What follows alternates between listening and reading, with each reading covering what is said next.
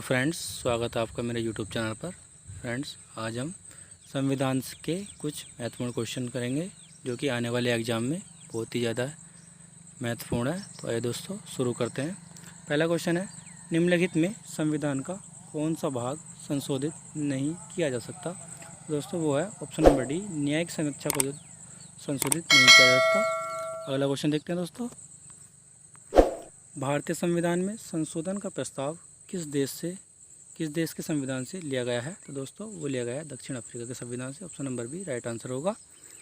अगला क्वेश्चन देखते हैं दोस्तों, राज्यसभा के बारे में कौन सा कथन असत्य है। तो दोस्तों राज्यसभा में 12 सदस्य प्रधानमंत्री द्वारा मनोनीत किए जाते हैं। तो दोस्तों ये कथन जो है वो असत्य है, क्योंकि प्रधानमंत्री के द्वारा नहीं, वो राष्ट्रपति के द्वारा 12 सदस्य मनोनीत किए जाते हैं। अगला क्वेश्चन देखते हैं दोस्तों, भारत की संसद में कौन कौन होते हैं। तो दोस्तों भारत की संसद में जो है वो लोकसभा, राज्यसभा और राष्ट्रपति होते हैं। Option number D right answer होगा इसका। अगला क्वेश्चन देखते हैं, शिक्षा का अधिकार अधिनियम 2009 में गरीबों को 25% मुफ्त सीटों का आदेश दिया गया है, जिसमें भारत के निम्नलिखित स्कूल हैं। तो दोस्तों वो हैं सरकारी स्कूल, अनुदानित प्राइवेट स्कूल, बिना अनुदानित private school. Option number D right answer होगा इसका। अगला क्वेश्चन देखते हैं दोस्तों, निम्नलिखित पर ध्यान दीजिए। दोस्तों भारत का मुख्य न्यायाधीश, सुप्रीम कोर्ट के अन्य न्यायाधीश, राष्ट्रपति उपरोक्त में से किसकी नियुक्ति के लिए सर्वोच्च न्यायालय के न्यायाधीशों से परामर्श कर सकते हैं। दोस्तों वो है ऑप्शन नंबर सी, दोनों की नियुक्ति के लिए सर्वोच्च न्यायालय से परामर्श कर सकते हैं। अगला क्वेश्चन देखते हैं दोस्तों,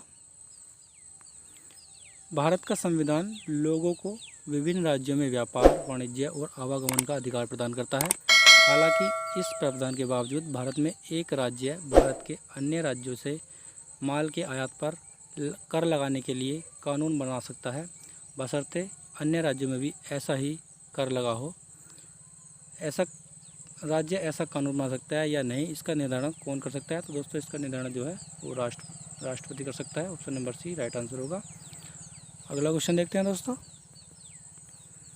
1986 में नागरिकता अधिनियम के विभिन्न संशोधनों में निम्नलिखित परिणाम दिए गए हैं। दोस्तों वो दिए गए हैं, श्रीलंका, बांग्लादेश आदि के शरणार्थी द्वारा नागरिकता प्राप्त करने में कठिनाई। तो option number C right answer होगा इसका दोस्तों। अगला क्वेश्चन देखते हैं दोस्तों, निम्नलिखित पर ध्यान दीजिए। दोस्तों वह राज्यसभा का सभापति इनमें से किसके मतों से चुना जाता है। तो दोस्तों वो चुना जाता है लोकसभा और राज्यसभा के। ऑप्शन नंबर बी इसका राइट आंसर होगा दोस्तों। अगला क्वेश्चन देखते हैं दोस्तों, राष्ट्रीय वरिष्ठ नागरिक परिषद का अध्यक्ष कौन होता है। तो दोस्तों वो होता है राष्ट्रीय सामाजिक और आधिकारिक मंत्री। Option number D right answer होगा इसका। अगला क्वेश्चन देखते हैं, मतदान निगरानी प्रणाली कहाँ पहली बार किस राज्य में लागू की गई। तो दोस्तों वो की गई थी गोवा में पहली बार। अगला क्वेश्चन देखते हैं दोस्तों, KLPT करबी पीपल्स लिबरेशन टाइगर मुख्य रूप से किस प्रदेश में सक्रिय है। तो दोस्तों वो है असम में। Option number C right answer होगा। अगला क्वेश्चन देखते हैं, राष्ट्रीय भूमि अधिग्रहण पुनर्वास और पुनर्वास विधेयक का लक्ष्य निम्नलिखित में से किसका विकल्प होता है। दोस्तों वो होता है भूमि अधिग्रहण अधिनियम 1984 का। अगला क्वेश्चन देखते हैं दोस्तों, यदि चुनाव के दौरान चुनाव प्रत्याशियों की संख्या 64 से अधिक हो जाए तो चुनाव आयोग क्या करेगा। तो दोस्तों वो इस सीट पर चुनाव EVM की जगह बैलेट पेपर से होंगे। Option number C right answer है इसका। अगला क्वेश्चन देखते हो दोस्तों, EVM में निम्नलिखित कितने प्रत्याशी हो सकते हैं। तो दोस्तों EVM में जो है वो ज़्यादा 64 प्रत्याशी हो सकते हैं। अगला क्वेश्चन देखते हैं, आमतौर पर चुनाव आयोग के नियमानुसार पोलिंग बूथ मतदाता के घर से अधिकतम कितनी दूर हो सकता है। तो दोस्तों हो सकता है 2 किलोमीटर के दायरे में पोलिंग बूथ होता है। अगला क्वेश्चन देखते हैं, एक EVM में अधिकतम कितने मत पड़ सकते हैं। तो एक जो इलेक्ट्रॉनिक वोटिंग मशीन होती है उसमें 3840 मत एक EVM में पड़ सकते हैं। Option number A. अगला क्वेश्चन देखते हैं, भारत में EVM इलेक्ट्रॉनिक वोटिंग मशीन को चुनाव आयोग द्वारा निम्नलिखित में से किसके सहयोग से तैयार और डिजाइन किया जाता है?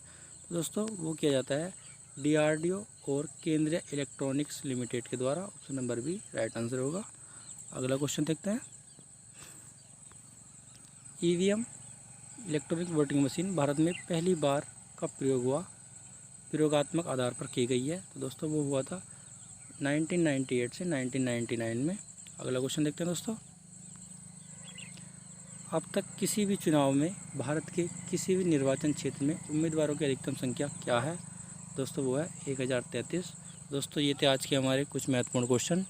अगर आपको वीडियो अच्छी लगी हो और अभी तक आपने मेरी पिछली वीडियो नहीं देखी हो तो प्लीज़ देखें। तब तक के लिए मिलते हैं अगली वीडियो में। धन्यवाद।